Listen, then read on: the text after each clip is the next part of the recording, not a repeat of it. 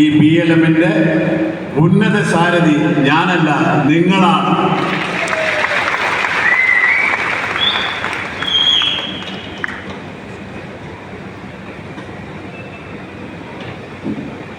അപ്പോ നമ്മൾ സംസ്കൃതിയിൽ പറയുന്നു, ഒരു ദൂരെ ഇരുന്നാൽ രസമില്ല, നിങ്ങൾ അടുത്തിലായിട്ട് നിങ്ങളുടെ മധ്യയിൽ വന്നിട്ട് സംസാരിക്കാൻ പറയുന്നു.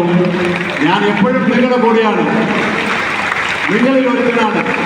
നിങ്ങളുണ്ട്, ആ മാത്രമാണ് ഇന്ന് ഈ പ്രേംകുമാർ ഇവിടെ എത്തിയിട്ടുണ്ട്. സുഹൃത്തുക്കളെ, നിങ്ങളാണ് മാത്രമാണ് എൻ്റെ കുടുംബാംഗങ്ങളാണ്, എൻ്റെ എല്ലാമായ നിങ്ങളാണ്. നിങ്ങൾക്ക് വേണ്ടി എന്തും ചെയ്യാൻ ഈ പ്രേംകുമാർ തയ്യാർ, എന്നും നിങ്ങളുടെ കൂടെയാണ്.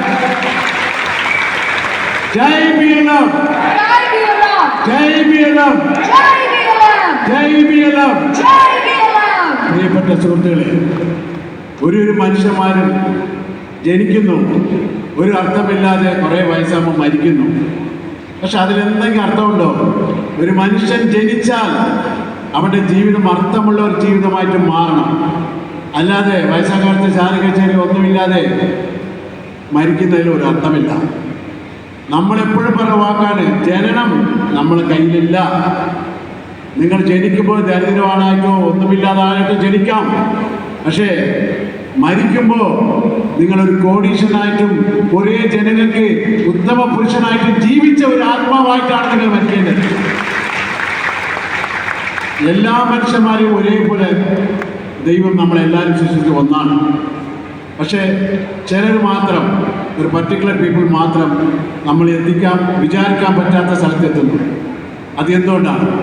നമുക്കെന്താ പറ്റാത്തത്? അങ്ങനെ ചിന്തിച്ച് സാധാരണക്കാരനും ഈ ഉയരത്തിൽ എത്തണമെന്ന് ചിന്തിച്ച് കൊണ്ടുവന്നതാണ് BLM. ഈ ബാലലേഖന മൾട്ടിസ്റ്റേറ്റ് ഹൗസിംഗ് കോപ്പറേറ്റീവ് സൊസൈറ്റി വെറും പ്രസ്ഥാനമല്ല. ഈ പ്രസ്ഥാനം എന്ന് പറയുന്നത് ഒരു പ്രസ്ഥാനത്തിൻ്റെ വളർച്ച മാത്രം നോക്കുന്നതല്ല. പ്രിയപ്പെട്ട സുഹൃത്തുക്കളെ, ഇത് വളരുമ്പോൾ ഇതിൻ്റെ ഒപ്പം നിങ്ങളും വളരും എന്നുള്ളതാണ് ഇതിൻ്റെ യഥാർത്ഥമായ വിഷയം. ഇതാണ് BLM. ഞാൻ കുറച്ച് മുമ്പ് സിദ്ധുവിൻ്റെ അടുത്ത് ചോദിച്ചു, എന്താ ആൾക്കാർ ഇങ്ങനെ അഴിച്ചു പോകുന്നു? നമ്മളെ കോശി ചായം വയ്ക്കുന്ന ബിരിയാണിയുടെ മണം കേട്ടപ്പോൾ കുറേ പേര് നേരത്തെ അഴിച്ചു പോകുന്നത്. സുഹൃത്തിൽ എല്ലാവർക്കും ബിരിയാണി ഉണ്ട് കേട്ടോ. BLM-ൽ അന്നത്തിനൊരു പ്രശ്നമില്ല, പണത്തിന് പ്രശ്നമില്ല. നമ്മൾ ചിന്തിക്കേണ്ടത്, പ്രവർത്തിക്കേണ്ടത് എല്ലാം നല്ല മനസ്സുണ്ടാൽ. ഈ സമയത്ത് ഞാൻ പറയുന്നു, ഒരുപാട് നമ്മളെടുത്ത് പണിയെടുത്ത് നമുക്ക് പുറത്തു പോയി തെറ്റിദ്ധാരണ ഇന്നും നമ്മളെ വേട്ടയാടാൻ വിചാരിക്കുന്നത്, ഒരിക്കലും വേട്ടയാടാൻ പറ്റില്ല വിചാരിക്കുന്ന ആ സുഹൃത്തുക്കൾക്ക് നമ്മളെ ഉള്ളിൽ നേരത്തെ BLM അവർ പണിയെടുത്തതിന് ഈ സമയത്ത് അവർക്ക് ഞാൻ നന്ദി പറയുന്നു. നന്ദി നന്ദി നന്ദി. ഒന്നുകൂടി നന്നായി ആദ്യം പണിയെടുക്കും. ഞാൻ പറയുന്നത് എന്നെ വീഴ്ത്താനോ പ്രസ്ഥാനത്തോടെ വീഴ്ത്താനല്ല. നമ്മൾ ബിസിനസ്സിൽ ശ്രദ്ധിച്ചാൽ മതിയാവും. BLM-യുടെ വളർച്ച എന്താണ്?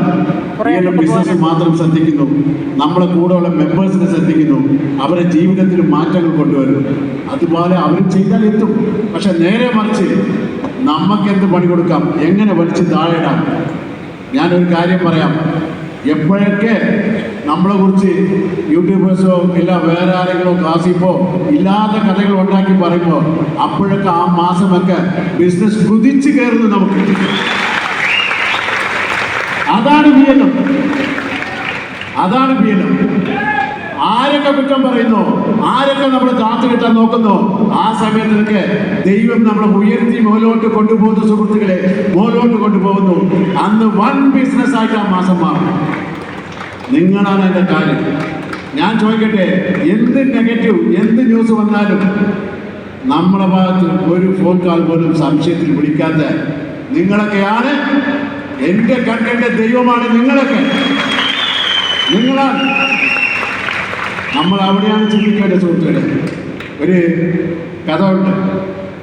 ഒരു ഗ്രാമത്തിൽ കുറേ കോഴികൾ വളർത്താൻ കൊടുത്തു. അത് കുറേ ആൾക്കാർ വളർത്താൻ തുടങ്ങി, മുട്ടയിടാൻ തുടങ്ങി. ആ മുട്ട കച്ചവടത്തിന് കൊണ്ടുപോകുന്നു, നല്ല ബിസിനസ് ചെയ്യുന്നു, കുറേ ആൾക്കാർ കച്ചവടം ചെയ്തുകൊണ്ട്. ഒരുത്തനൊരു കോഴി കിട്ടി. അത് വലിയ ആരോഗ്യമില്ലാതെ തോന്നലുള്ള ഒരു ചെറിയ കോഴി. എന്നും ആഹാരം കൊടുക്കും, ഒരു മുട്ടയെടുക്കില്ല. അപ്പോൾ എല്ലാവരും ഈ നാട്ടുകാരൊക്കെ പറഞ്ഞു, എന്തിനാണ് ഈ കോഴിയെ വരുത്തി തീറ്റി പോറ്റിക്കൊണ്ടിരിക്കുന്നത്, ഇതിനെ ഇറച്ചി വെച്ച് നമുക്ക് കഴിച്ചാൽ പോരെ, ബാക്കിയുള്ളതൊക്കെ മുട്ടയിൽ തരുമ്പോൾ നമ്മുടെ ബിസിനസ് ആവുന്നത്, എന്തിനാ ഈ കോഴിയെ കൊണ്ട് പോറ്റി നടക്കും. പക്ഷേ അദ്ദേഹം വിശ്വാസം കൈവിട്ടില്ല. ആ കോഴിയെ എന്നും ഇങ്ങനെ വളർത്തി തീറ്റയൊക്കെ കൊടുത്ത് വന്നപ്പോൾ ഒരു ദിവസം ആ കോഴി മുട്ടയിട്ടു. അത് സ്വർണ്ണ മുട്ടയായിരുന്നു. ഇത്രയും ദിവസം ഇട്ട മുട്ട കച്ചവടത്തിൻ്റെ ഒറ്റ ഒരു മുട്ടയിലാ തീർത്തു കൊടുത്ത ആ കോഴി, ആ സ്വർണ്ണമുട്ട കോഴിയാണ് BLM എന്ന് പറഞ്ഞ സുഹൃത്തുക്കൾ. ഇത്രയും സഹകരണ മേഖലയിൽ ഇത്രയും സൊസൈറ്റി ഉണ്ട്, അവരൊക്കെ ഇടുന്ന സാധാ മുട്ടയാണ്. പക്ഷേ BLM സ്വർണ്ണ മുട്ടയാണ്. എന്ത് മുട്ട? സ്വർണ്ണ മുട്ട. ഈ പ്രസ്ഥാനത്തിന്റെ കൂടെ നെഞ്ചുറച്ച് ഇനി ഇതാണ് നമ്മുടെ ജീവിതം എന്ന് പറഞ്ഞു നിൽക്കുന്ന നിങ്ങളൊക്കെ ഞാൻ പറഞ്ഞു, ദൈവത്താൽ അനുകരിക്കപ്പെട്ടവരാണ് നിങ്ങളൊക്കെ സുഹൃത്തുക്കളെ. ദൈവത്താൽ അനുകരിക്കപ്പെട്ടവരാണ്. ഇവിടെ വയസ്സല്ല, ഇവിടെ പഠിപ്പല്ല, ജാതിയല്ല, മതമല്ല. ഇവിടെ നമ്മൾ അന്തസ്സായിട്ട് നെഞ്ചുയർത്തി പണിയെടുക്കുന്നു, നല്ലത് ജനങ്ങൾക്ക് കൊടുക്കുന്നു. 22 വർഷമായി സുഹൃത്തുക്കളെ, 22 വർഷം. ഈ 22 വർഷത്തിൽ ഇന്ന് വിടും നാളെ വിടും എന്ന് കാത്തിരിക്കുന്ന സുഹൃത്തുക്കൾക്കൊക്കെ ഞാൻ ഒറ്റ കാര്യമേ പറയുന്നു, ആ സമയത്ത് നിങ്ങൾ ഇതിൽ ചേർന്ന് പണിയെടുത്താൽ നിങ്ങളുടെ കുടുംബം പോറ്റിപ്പോകും. ഇതാണ് എനിക്ക് പറയാനുള്ളത്. ശത്രുഭാഗമെന്ന് നമ്മൾ ഇന്നേ വരെ ശത്രുവായിട്ട് വിചാരിച്ചിട്ടില്ല. ഒരുപാട് ആൾക്കാർ നമ്മളടുത്ത് ചോദിക്കും, സാറേ നമ്മൾക്ക് അതിന് പണി കൊടുക്കാം, നമ്മൾ ഇങ്ങനെ ചെയ്യാം അങ്ങനെ ചെയ്യാം. ഞാൻ ഇതിലേക്ക് ഒരു ഏറ്റവും വലിയൊരു പൊസിഷനിലിരിക്കുന്ന കേരളത്തിലെ ഏറ്റവും ഉന്നതനായിട്ടുള്ള ഒരാളാണ്.